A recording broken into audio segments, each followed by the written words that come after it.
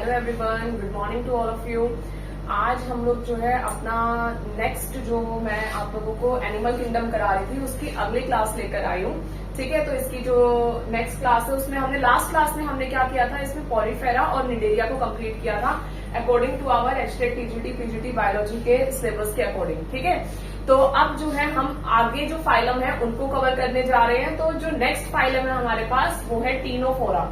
ठीक है, टीनोफोरा जो है इनको जो है कॉमनली जो है सी वॉलनट्स या क्या बोलते हैं, सी वॉलनट्स या कॉर्न जेलीज बोला जाता है। ठीक है, तो टीनोफोरा को क्या बोलते हैं हम लोग, सी वॉलनट्स या कॉर्न जेलीज। मैं आप लोगों को दोबारा ये चीज रिपीट कर रही हूँ कि मैं ये जितने भी पॉइंट्स आपको लिखवा रही हूँ ये सब बहुत इंपॉर्टेंट है। ये मैं उनमें से ही लिखवा रही हूँ जो आपके आने के चांसेस हैं या फिर पहले पूछे जा चुके हैं, और साइड बाय साइड में आपको बता भी दूंगी जो पहले आए हुए थे क्वेश्चंस, मैंने पहले भी बताया आपको। और ये चीज भी मैं कंफर्म कर दूं कि ये एनसीईआरटी के बेस पर है, जो आपके एचटेट टीजीटी पीजीटी के लिए है, जो सफिशिएंट है, सिर्फ मैं वो करवा रही हूँ। ऐसा नहीं है कि ये फाइलम इतने में ही खत्म हो जाते हैं, लेकिन हमें जो करना है और हमारे टाइम के अकॉर्डिंग और हमारे एग्जाम के अकॉर्डिंग जो हमें करना है वो हम सब कवर कर रहे हैं। ठीक है, तो यहाँ देखो, और कुछ बच्चे ये भी पूछ रहे थे कि क्या हमारा सिलेबस कंप्लीट हो जाएगा, इस तरीके से सिलेबस हो जाएगा। तो आप बिल्कुल बेफिक्र हो जाओ, आपका सिलेबस जो है पूरा कंप्लीट हो जाएगा। और ऐसा नहीं है कि सिर्फ बायोलॉजी की सीरीज चल रही है, मैंने आपकी फिजिक्स की भी जो चैप्टर है वो भी स्टार्ट कर रखा है टीजीटी साइंस वालों के लिए। ठीक है, तो ऐसा कुछ नहीं है कि सिर्फ एक ही सब्जेक्ट लेके चल रहे हैं, हम लोग सारा कर रहे हैं। और यहाँ पर पीजीटी बायोलॉजी के अकॉर्डिंग भी काम जो है हो रहा है, ऐसा नहीं है टीजीटी पीजीटी के लिए ये। तो देखो आगे, टीनोफोरा क्या है, इनको कॉमनली हम लोग बोलते हैं सी वॉलनट्स या फिर कॉर्न जेलीज जो है इनको बोला जाता है। सी वॉलनट्स या कॉर्न जेलीज जो है इनको बोला जाता है। और क्योंकि ना ये जेलीज टाइप की होती हैं और इस तरीके से इनका जो है स्ट्रक्चर जो है ऐसे ऐसे होता है, तो इस तरीके से इसीलिए इनको जो है सी वॉलनट टाइप स्ट्रक्चर हो गया ना, ये वॉलनट होता है ना जो, तो या फिर कॉर्न जेलीज बोलते हैं। अगला पॉइंट क्या है, देखो मैंने कल भी आपसे पूछा था और फिर भी मैं आपको धीरे धीरे क्लास में रिवाइज भी करवा दूंगी। जैसे देखो, रेडियली सिमेट्रिकल है टीनोफोरा भी। आपने जो स्टार्टिंग में पॉरीफेरा पढ़े थे वो भी रेडियली सिमेट्रिकल थे, फिर आपने निडेरिया पढ़े वो भी रेडियली सिमेट्रिकल थे। जो टीनोफोरा है वो भी रेडियली सिमेट्रिकल है। टीनोफोरा भी क्या है, रेडियली सिमेट्रिकल है। ठीक है, आगे जो प्लेटीहेल्मिन्थ्स आएंगे ना वो बायलेटरल सिमेट्रिकल, वहां से जो है बायलेटरली सिमेट्रिकल ऑर्गेनिजम्स हो जाएंगे। और अगर आपको नहीं पता है कि रेडियल सिमेट्री क्या होती है, तो सिमेट्रिकल वो होते हैं वो ऑर्गेनिजम्स जिनको जब हम लोग कट करें ना तो वो 2 इक्वल हाफ्स में जो है क्या हो जाए, कट हो जाए। और वो किसी भी अगर हम प्लेन ऑफ एंगल से उसको कट कर रहे हो तो वो अगर हम उनको कट करें तो वो जो 2 इक्वल हाफ्स जो है उनमें कट हो जाए, तो हम उनको रेडियली सिमेट्रिकल बोलते हैं ऐसे ऑर्गेनिजम्स को। तो कौन कौन से हैं, पॉरीफेरा हो गया, दूसरा निडेरिया हो गया, तीसरा टीनोफोरा जो है वो रेडियली सिमेट्रिकल है। प्लेटीहेल्मिन्थ से बायलेटरल सिमेट्रिकल जो है स्टार्ट हो जाती है। बायलेटरल सिमेट्री होती है कि हम जैसे हम लोग हैं, सिर्फ एक लाइन ऑफ एंगल से अगर हमें कट किया जाए तो हम 2 इक्वल हाफ में कट होंगे। नहीं तो ऐसा नहीं है कि हम किसी भी एंगल से, किसी भी प्लेन ऑफ सिमेट्री से कट कर रहे हैं तो हम लोग जो है इक्वल हाफ में कट हो जाएंगे, ऐसा नहीं होगा। ठीक है, तो वो बायलेटरली सिमेट्रिकल होते हैं। रेडियल सिमेट्रिकल है, डिप्लोब्लास्टिक है। डिप्लोब्लास्टिक मैंने कल भी बताया था आपको, जब अगर 2 ही जर्म लेयर्स प्रेजेंट हो, एक्टोडर्म और एंडोडर्म, बॉडी में जिनके अंदर 2 ही जर्म लेयर्स प्रेजेंट हो, और जर्म लेयर से ही बाकी ऑर्गन्स जो है वो बनते हैं।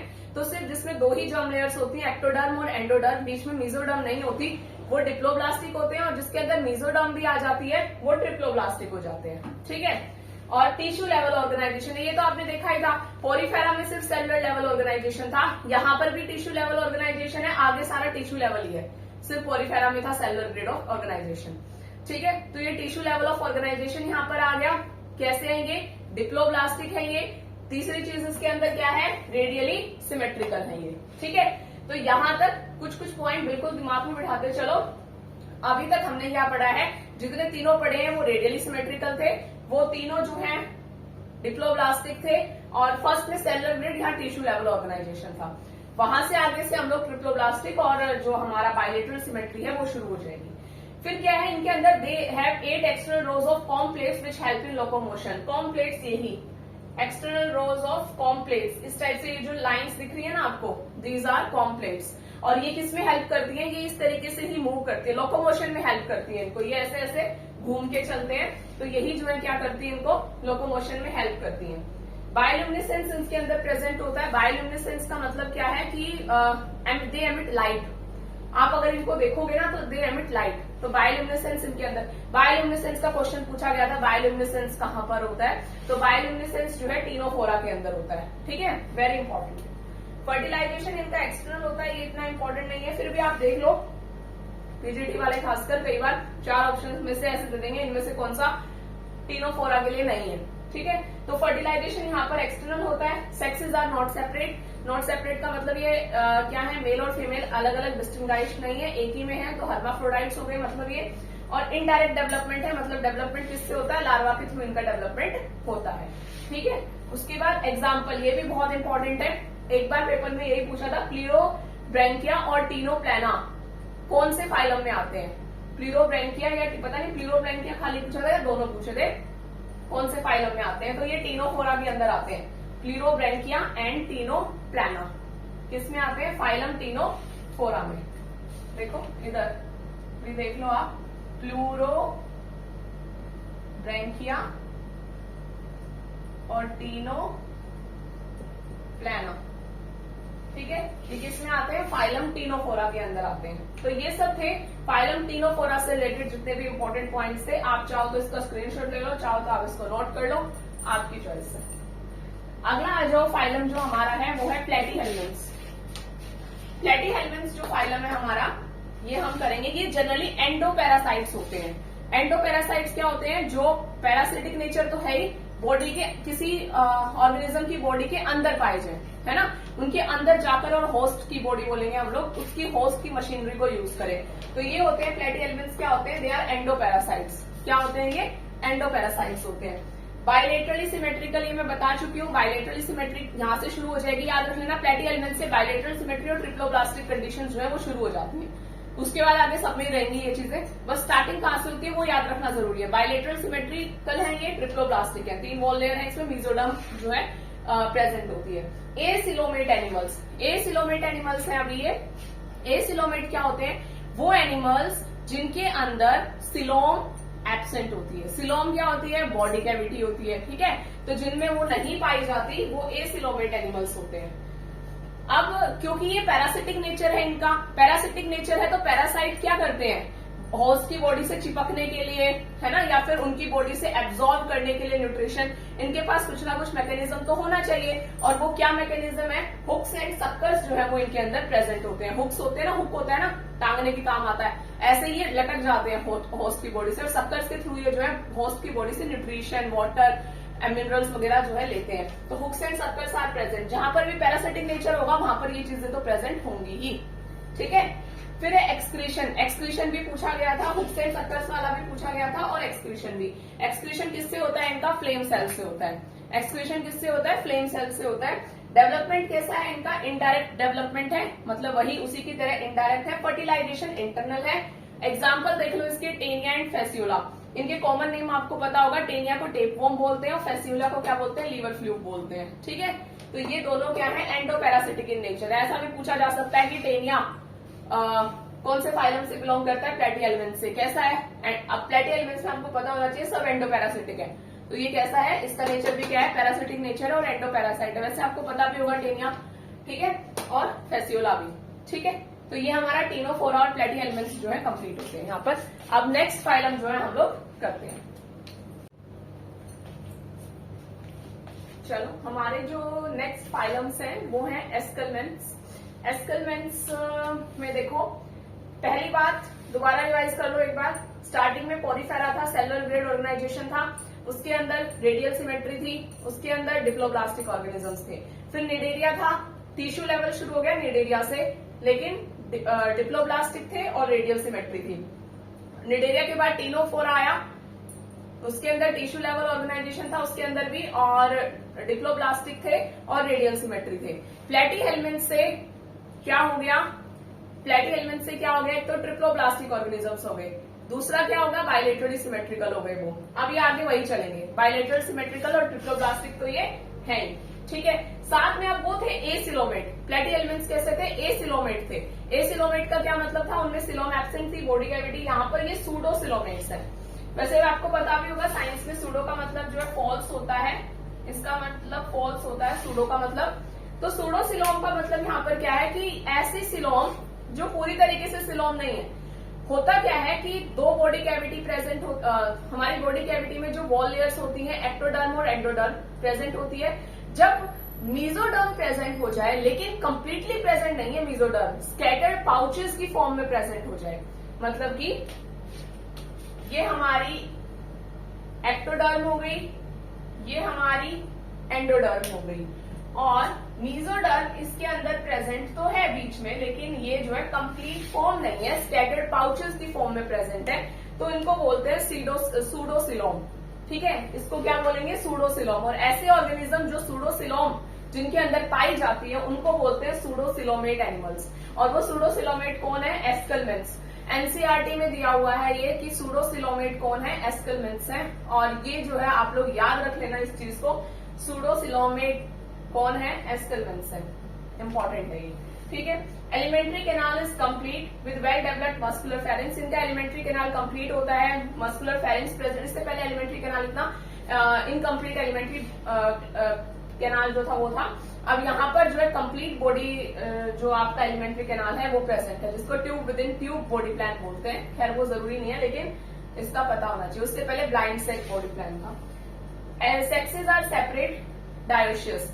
अब देखो इनके अंदर क्या होते हैं, सेक्सेस सेपरेट होते हैं, मतलब मेल और फीमेल अलग अलग पाए जाएंगे। और ऐसे ऑर्गेनिजम्स जिनमें सेक्सेस सेपरेट होते हैं उनको डायोशियस बोलते हैं। ठीक है, डायोशियस। और इससे पहले जो आपने देखा था कि सेक्सेस आर नॉट सेपरेट, उनको मोनोशियस बोलते हैं या फिर हर्माफ्रोडाइट भी बोलते हैं। फर्टिलाइजेशन कैसा है इनका, इंटरनल है। फर्टिलाइजेशन कैसा है इनका, इंटरनल है। डेवलपमेंट डायरेक्ट भी हो सकता है और इनडायरेक्ट भी, दोनों है, चांसेस दोनों के हैं। और इसमें एस्केरिस और वाउचेरिया, एनक्लाइस्ट्रोमा, ये इसके एग्जाम्पल है। एस्केरिस वाउचेरिया को बोलते हैं फाइलेरियल वॉर्म, एनक्लाइस्ट्रोमा को बोलते हैं हुकवॉर्म। ये बच्चों में कोज करता है, ब्लीडिंग होती है बच्चों को जब वो स्टूल निकलते हैं उनके उस टाइम पर, क्योंकि एनक्लाइस्ट्रोमा ने इन्फेक्ट किया होता है उनकी इंटेस्टाइन को।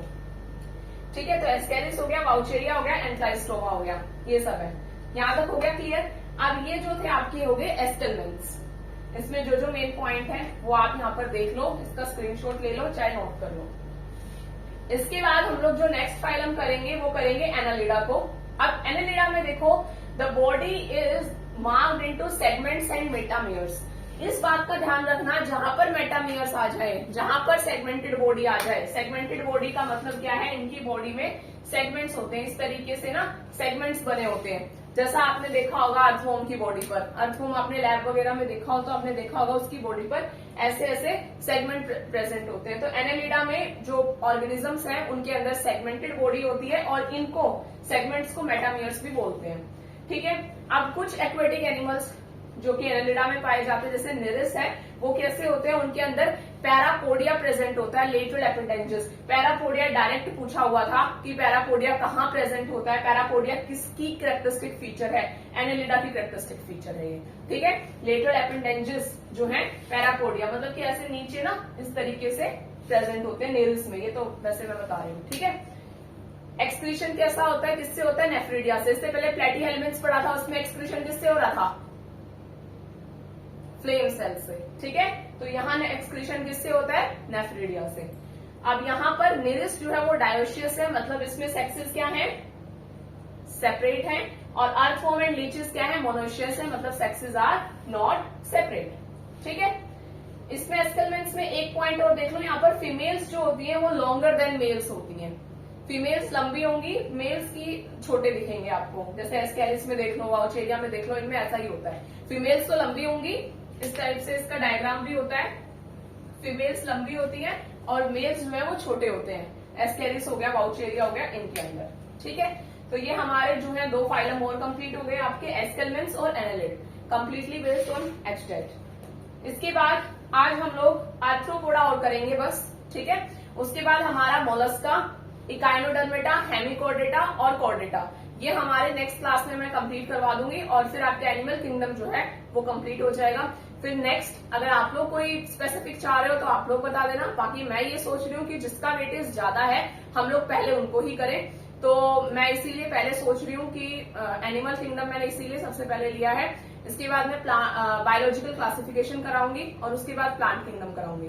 ठीक है, तो ये करवाने के बाद फिर हम लोग जो है अपने अगला जो यूनिट है उसकी तरफ बढ़ेंगे। ठीक है, ये थोड़ी ना ज्यादा वेटेज की आती है इसीलिए मैं पहले करा रही हूँ। तो अब हम आर्थ्रोपोडा करने जा रहे हैं।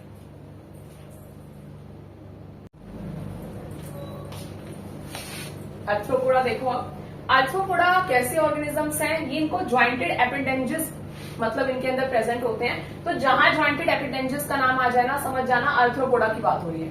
ठीक है, उसके अलावा ये बात तो मैं आपको पहले ही बता चुकी हूँ, बायलेटरल सिमेट्रिकल है, ट्रिप्लोब्लास्टिक है, सिलोमेट है। देखो सूडोसिलोम था एस्केलमेंट्स में सूडोसिलोम था। ठीक है, एस्केलमेंट्स में था ना, हाँ ठीक है। फिर उसके बाद एनेलिडा हुआ और यहाँ पर जो है ये क्या नाम है इसका, आर्थ्रोपोडा। हाँ, अल्ट्रोपोडा में क्या है, सिलोमेट एनिमल्स प्रेजेंट होते हैं। ये सेगमेंटेड होते हैं, किसकी तरह, एनेलिडा की तरह। ये भी क्या होते हैं, सेगमेंटेड होते हैं। इनकी बॉडी किसकी कंसिस्ट होती है, बॉडी में देखो हेड, थोरेक्स और एब्डोमेन, 3 पार्ट में इनकी बॉडी डिवाइड होती है, हेड, थोरेक्स एंड एब्डोमेन में। ठीक है, 3 पार्ट में इनकी बॉडी जो है डिवाइडेड होती है। ये भी क्वेश्चन पूछा जा चुका है, किसकी बॉडी, हेड, थोरेक्स और एब्डोमेन, क्योंकि 2 पॉइंट बनते हैं, एक तो हेड, थोरेक्स एंड एब्डोमेन, एक आप आगे मोलस्का में पढ़ोगे जिसमें मेंटल कैविटी और मस्कुलर हम्प और वो सब होगा। तो यहाँ पर हेड, थोरेक्स और एब्डोमेन में किसकी बॉडी डिवाइड होती है, आर्थ्रोपोडा की। एक्सक्रीशन किससे होता है, मालपीजियन बॉडी से। प्लेटी एलिमेंट्स में किससे हुआ था एक्सक्रीशन, फ्लेम सेल से। और एस्केलमेंट्स में किससे था एक्सक्रीशन, नेफ्रिडिया से। यहाँ किससे है, मालपीजियन बॉडी से। ठीक है, सेक्सेस क्या है इनके भी सेपरेट होते हैं, डायोशियस मतलब अलग अलग। अब जो जितना ये इवॉल्व होते जाएंगे तो इनके अंदर जो कैरेक्टरिस्टिक फीचर है वो बढ़ते जाएंगे और एडवांस होते जाएंगे।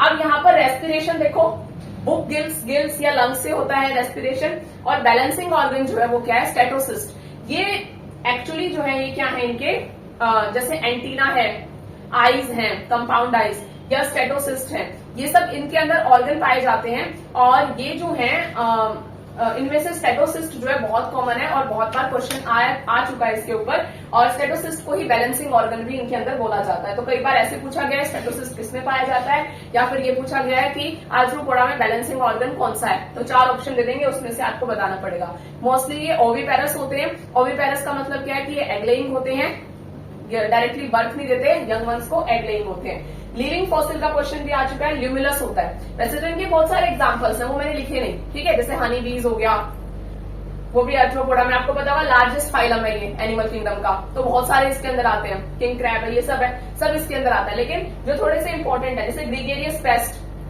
पेस्ट जो है वो लोकस्टा है। और ग्रीगेरियस होता है जो मोस्टली पाया जाए।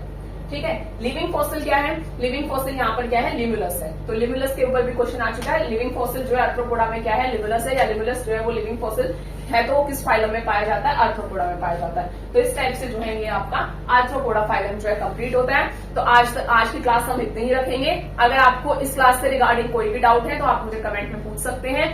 और अगली क्लास में हम लोग जो है बाकी के जो फाइलम है और ये एनिमल किंगडम जो है इसको कंप्लीट करेंगे। देन हम लोग प्लांट किंगडम स्टार्ट करेंगे। उसके अलावा आपको कोई डाउट है तो आप वो भी मेरे से पूछ सकते हो।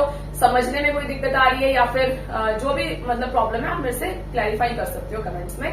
ठीक है, वीडियो कैसी लगी आपको, अगर अच्छी लगी है तो लाइक करना, शेयर करना और चैनल को सब्सक्राइब करना मत भूलना। Okay, all the best to all of you for your preparation. Bye.